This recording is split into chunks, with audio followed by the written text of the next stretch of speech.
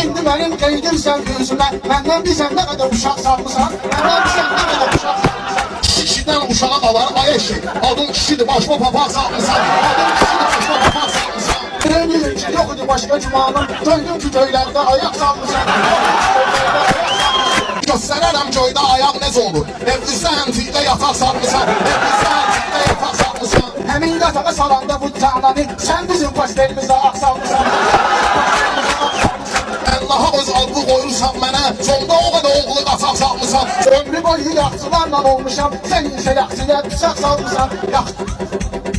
Yaxşı oğlan ara, sən ara. İndi yırtıqlarba yamaq salmısan. Ömrü boyu kölgəndə fırlanmışsan. İndi çıxıb durmağa bax salmışsan. Təxminlə çox kölgə deyirsən. Sən asan yan görəvə budaq salmısan. Sən asan yan görəvə budaq salmısan. Sen ölmüş al parçalayacağım seni. Gözde vaxtı ürəkmə dağ salmışsan. Kişi birisi ilə tanınır həyatda. O qədər sərsifət və boyaq salmısan. Utandıyıb eşek yiyordun mənə.